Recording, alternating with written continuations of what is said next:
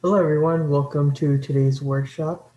I am Shelly Mather. I am the workshop manager here at ACM at Cal State Fullerton. And today we'll be going over a resume workshop and you guys will be learning, the basic fundamentals of creating the best resume for your position. So we're going to go over four key components for resumes. So first we'll discuss what a resume is, and then secondly we'll go over the content of a resume, so like what you should have on there. Then we'll go over the very common errors that applicants usually have on their resumes, and then we'll go over some good examples and some bad examples of what a resume should look like. So what is a resume? So first of all, a resume is a document in which has all of your personal experience and skills that you might have, and it's kind of like a way to put yourself out there out to companies. It's pretty much like a document that recruiters can see and learn more about you and what you're capable of doing. So there are two types of resumes.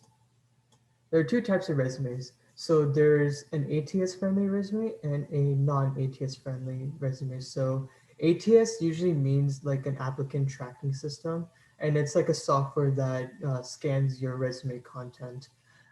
Usually ATS friendly resumes tend to be very plain, very ordinary, black and white. Um, and usually when usually people use an ATS friendly resume when they're applying online, um, for like an internship or a job. So like let's say you're applying at Google and you have to apply online, right? Usually students or recent grads, or if whoever is applying for the Google job, will use an ATS friendly or like a very boring resume, as you would call it, and apply with that. Usually it's really critical to write ATS friendly resumes, so that your application material will be seen by recruiters themselves. So like if you have a resume that doesn't really match the key components to what recruiters are looking for, the ATS system might, you know, scan through that, and then if they don't see what recruiters want, then it'll just get disregarded and not be looked at by anyone. So it's very important to have an ATS friendly resume when you're applying. Then there's also like a non-ATS friendly resume, which tends to be more glamorous, more colorful, very appealing to recruiters, and it's a nice type of looking resume, but it's really not the best resume to go for when you're applying online, because it messes up with the ATS scanner, and the ATS system might get really confused and not even and could get confused, and then they'll just disregard your resume, and you don't want that. And so yeah, it's really not the best when applying online, but it is very nice when you're sending it to recruiters. Like if you go to a job fair and you connect with recruiters, and if they ask for a resume, you could give them that one, because it's more appealing to recruiters because it's colorful, it's more glamorous, it's more beautiful compared to an ATS friendly resume. Um, but yeah, so if you're emailing a recruiter your resume, that would be perfectly fine. Or if you're meeting with a recruiter in person, that would be best using a non-ATS friendly resume. So here's an example of an ATS friendly resume, and this is like a resume that a lot of people commonly have. It's like a very basic black and white document. um, so this kind of format makes it easier for the ATS system to scan through and proceed if you should go to a recruiter or not. But let's take a look here. So notice how everything's in black and white, obviously. It's not very pretty, it's very boring, but it is straight to the point. And um, yeah, so yeah, it's just very straight to the point. It's not very pretty, but for the ATS system, it definitely is good for that. If you were to put like a very colorful resume on there, then it probably screw everything up. But here, it's straight to the point, and if the ATS system likes it, then it'll pass it forward to the recruiters. So it's very bland. I get it, but for the ATS system, this resume here is the perfect example. Now, here's an example of a non-ATS friendly resume. Notice how it's more colorful, it's more appealing. Um, it's not very appealing to the ATS system, but it is very appealing to recruiters. This is my non-ATS friendly resume. So, I have like a blue background or like a dark blue background here. Um, I have like the LinkedIn and GitHub logos. Initially, I thought when I started college that if I create like a very glamorous and very beautiful resume, that if I apply online, then I would definitely get like noticed. But the problem is that I didn't know about the ATS system, and that screwed everything up. So now knowing what the ATS system does, I have two forms of resumes. So one is definitely this non-ATS friendly resume, and then I have a ATS friendly, which is all in black and white. But yeah, here this is like a very good example. So if I were to meet with recruiters or employees and they want to see my resume, then I would give them this one because it's more appealing to them compared to if I were to apply online. So usually, what contents on your resume is usually like your contact info, skills, experience, license and certification, education, and accomplishments. So for your contact information, you would typically have your full name, obviously, your phone number, preferred email, location you're in, and if you would like, you could also put, what kind of student are you? Are you a computer science student? Are you a business student? Are you a psychology student? Stuff like that. And if you guys want, you could also put your LinkedIn profile and your personal website or GitHub. And so typically you would put like your relevant skills based on the position you're applying for. So if you were a computer science student applying for a software engineer role, like as an intern or a full-time position, usually you would have relevant skills on there, such as, you like if you know Python, you would put that down, or Java, C++, C Sharp, or if you have experience with databases, SQL, React, Node.js, stuff like that.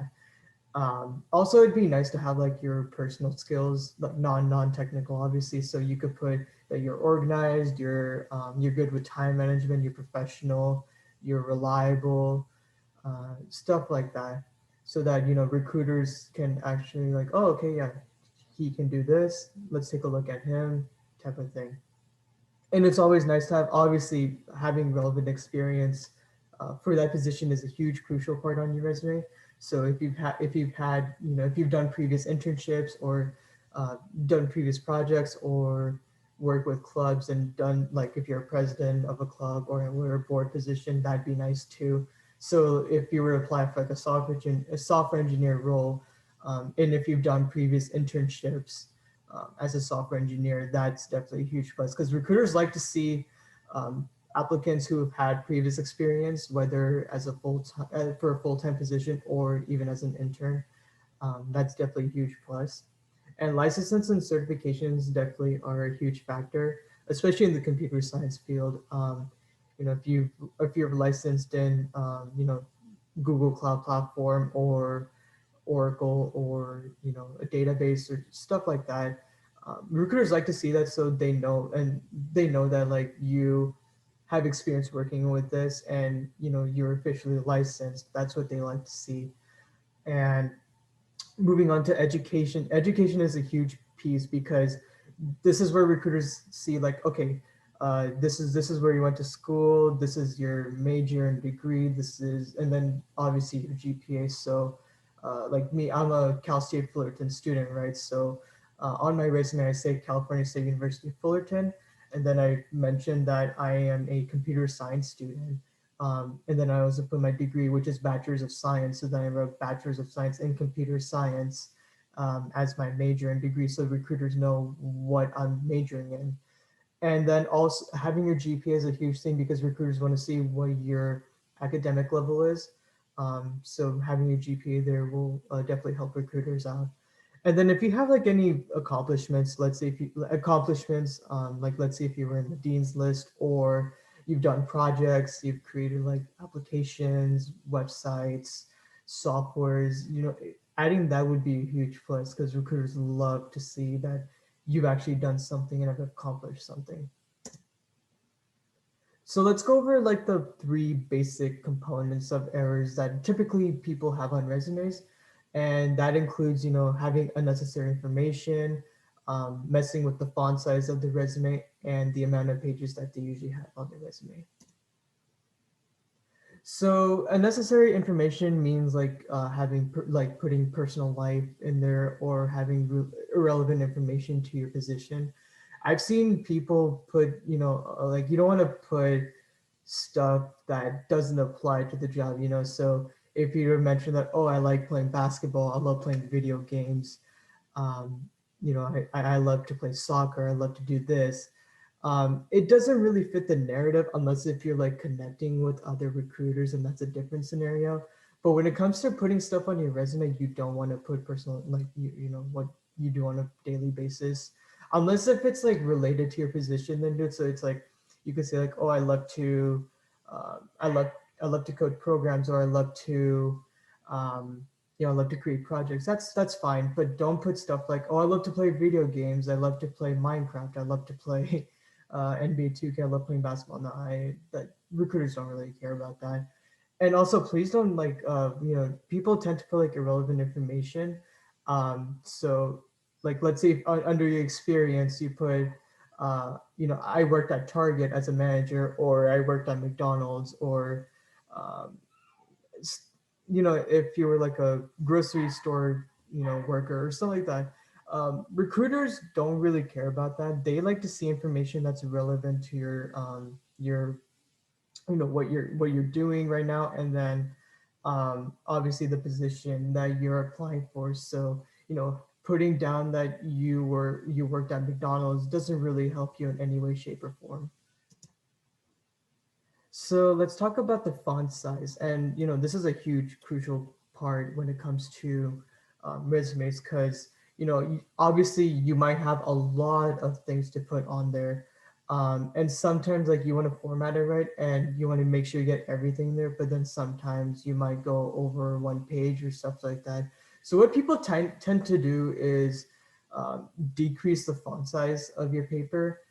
That's a big no-no, because then if you do anything less than 10 font size, everything tends to be more, it's very small. And then if someone were to look at your resume, it'd be very small and it'd be really hard for them to read. Like they would have to like all the way go down like this and try to read.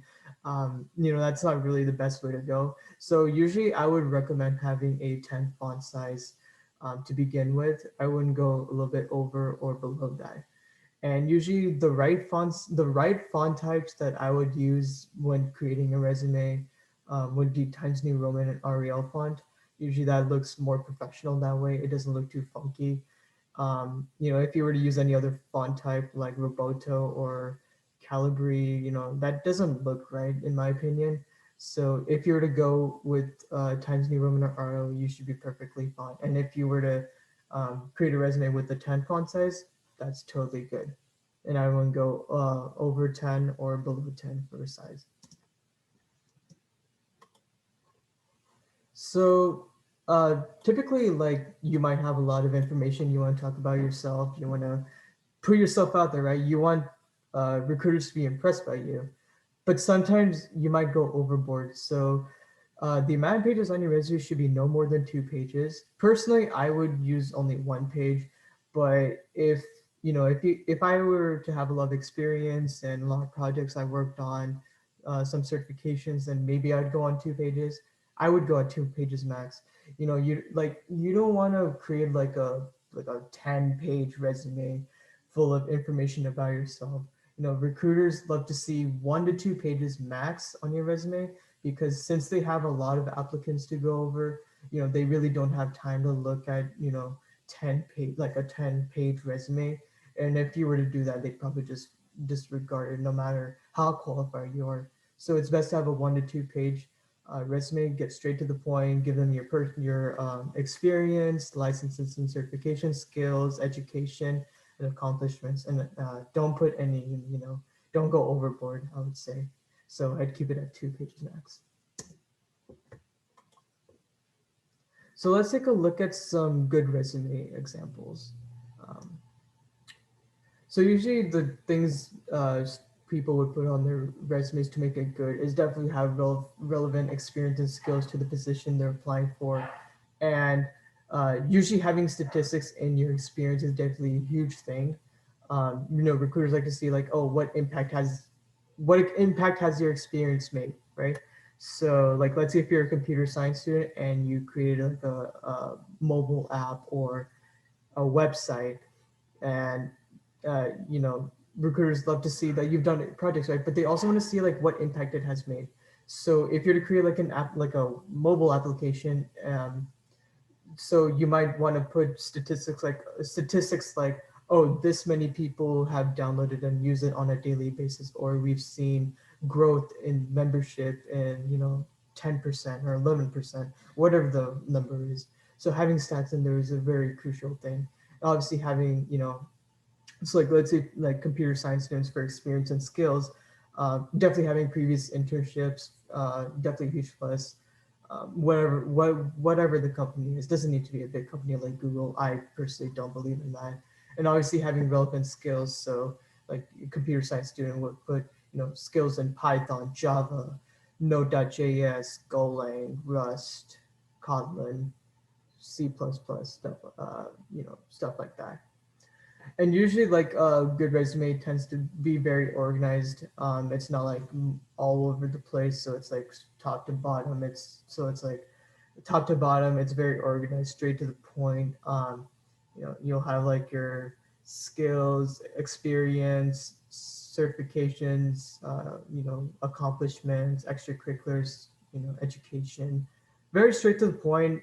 Nothing to put like, oh, put this in this corner, put that in that corner. You don't want to make it very disorganized, then recruiters get very confused, and you don't want that to happen. And like I mentioned before, having a good font size and style is definitely a huge plus. Like I mentioned, like having a size 10 font best, and then using Times New Roman Arial is usually the best way to go for a good resume. And like I mentioned before, like a relevant material based on the position you're applying for, huge plus. So if you want to go into software engineering and you're applying for a full-time position, best thing to have is previous internships and relevant skills. So like working with different languages or databases. So this is an example of a good resume. And if you remember a few minutes ago, this was the same resume that I talked about for an ATS friendly resume. It's black and white, that's fine. But let's go over this, just get the good key components. So obviously putting this person's name in bold is a huge plus so that people know who you are. Having your contact information is a huge plus. Email is spelled incorrectly, unfortunately, but having your email is definitely a huge thing for a resume. And then having, uh, your your location where you are, and having a phone number to which recruiters could contact you if they're interested, or if they have any questions or concerns. Huge plus. And then notice this black line here. So that is a way to say like, okay, you've learned about my information. Okay, let's move on to what I've done and what I'm capable of doing. So excuse me. So let's look at education. Um, this person went to Birmingham University, State University of New York. Definitely putting your colleges. You should obviously have your college in there, and this person has their degree. What kind of degree they're getting, and what major they are, and the expected graduate date, so that recruiters know what day you're graduating. And if necessary, you could also put your minor. So this person did minor in French, and your overall GPA. Now that's a key thing, because if you don't put your GPA on there, then recruiters won't really care, or like they don't like that. So having your GPA in there so that they know like what you're capable of doing, and how you're doing in college or school. Definitely having your highlights, like what relevant courses you've taken throughout your year, so, or like your entire college life. So since this person is doing or is majoring in biology, this person is doing classes like cell and molecular biology, human anatomy, psychology, general chemistry. So like stuff in the science field, right? So if recruiters see that you've taken classes related to the position you're applying for, then they tend to like that. So if I were to apply for a software engineer role, right, at any company, right, so if I put coursework on my resume, such as object-oriented programming, data structures, Python programming, computer assembly, or algorithm analysis, that is a huge thing. So that recruiters know that you've taken this course and you've learned how learn the topics in that. Um, so you could also have a special project in there. So if there's a project that stands out to you and you think people like it, then go ahead and put that down there. And then let's go to the relevant experience portion here. Oh, let me use this pointer actually. So sorry. So let's go to the relevant experience here. So it's like this person. So since this person's majoring in biology, right? So this person worked at, a hospital, a rehabilitation unit, and then gives like a description of what this person, like what they did on a daily basis. So this could apply to computer science students. So if you've done like a previous internship or volunteer work, you can mention like, oh, I was a software engineer intern at, I don't know, Facebook, for example. So you could talk, and then you mention where you did it, and then give like a description of what you did and how long it lasted for. So you could talk about, oh, we did this project and helped engineers with this type of thing. So you could also put that down there. And I think the more experience you put down, the better it is, so that recruiters know what they're looking for in you. And then we could go down to employment. So um, like this person did some automobile work, and then real estate and some day camp. um, you could put that there. I prefer, personally I wouldn't, because I'm trying to keep it relevant to the position. But let's say like you don't really have like much experience, you're just starting out, um, then I guess I would put stuff like that. So um, so that you have some type of experience. It's not like you haven't done anything in your life. Definitely having some experience is good, but I prefer having relevant experience. But like I mentioned, if you don't have enough experience or don't have any experience, you could also put some unrelated employment, and that'd be okay as well. And then this person also puts some community activities they did. So they're in a sorority. This person was a secretary, and being a mentor. So, and then giving the description of each. Putting a detailed description is definitely a huge plus, so that recruiters know that what you did. So yeah, that's kind of what like a good resume looks like. Um, yeah, let's move on to the next one. Now this is an example of a very bad, um, a very bad resume. As you can look here. So, oh, whoops. So let's go through this. So notice how it's not very, there's like no black lines. It's very, it's very all over the place. And just by looking at this, if I was a recruiter, I wouldn't look at this. I would just toss it away.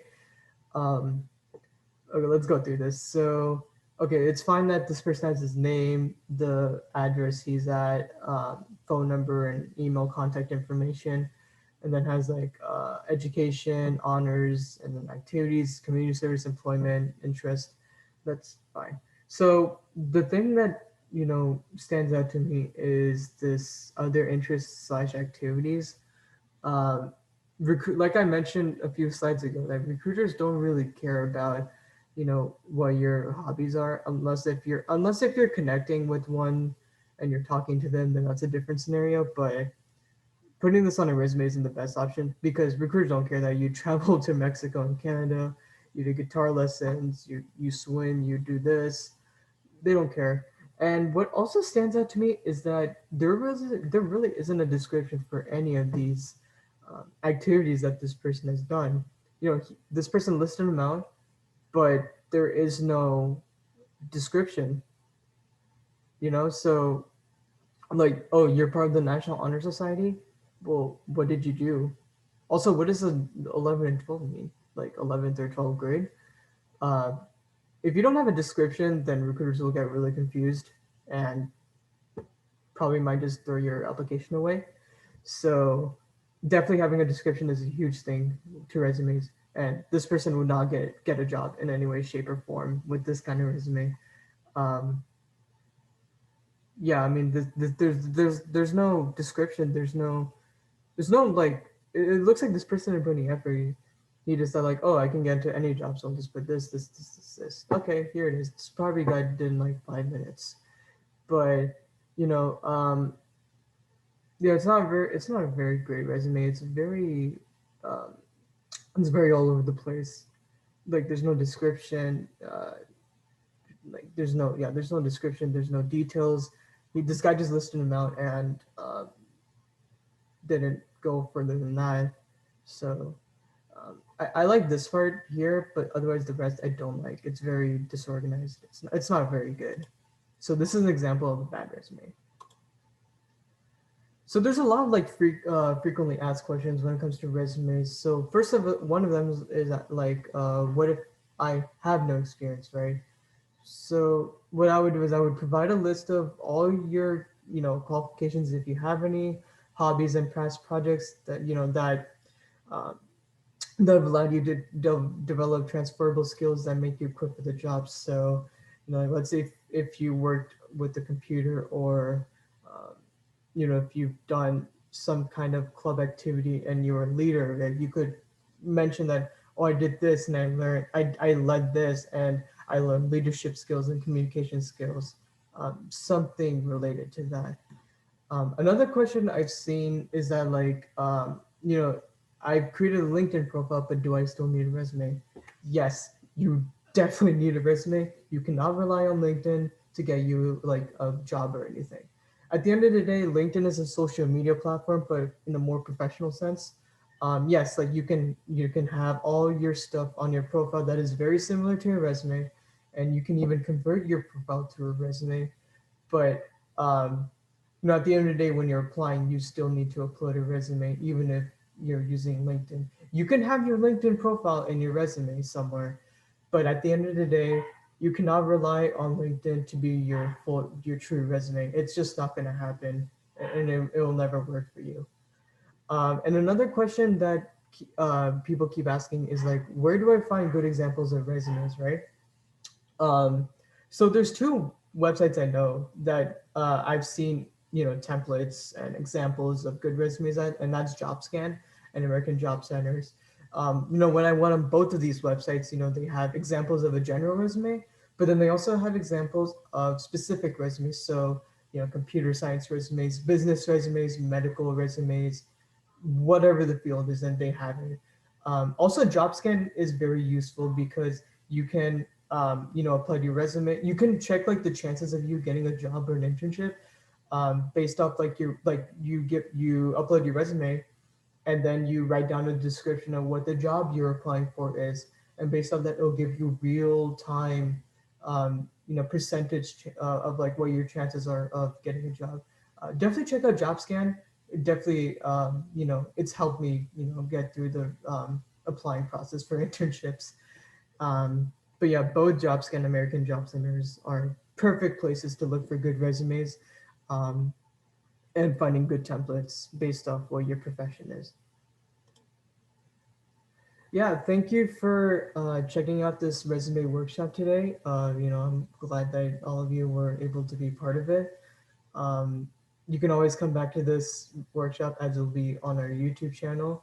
But yeah, if you guys have any questions or concerns, check us out on Discord. There's a questions tab. You guys could ask about the workshop, or you can also comment down on this video and ask whatever questions you might have, and we'd be more than happy to answer that.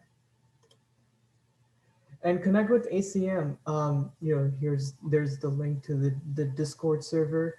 We're at 276 members and counting, I believe. This is where you'll be up to date for upcoming events and socials and workshops, etc. So definitely join the Discord server. The QR code is right here. You could scan that and it would direct you to the Discord server. And do check us out on social media, both on Instagram and Twitter. Same tag as both ACM CSU Web. You'll get all the information for upcoming workshops and other stuff to keep you guys interested. But yeah, that's that. Thank you guys for coming out and watching this workshop, and see you guys soon. Bye bye.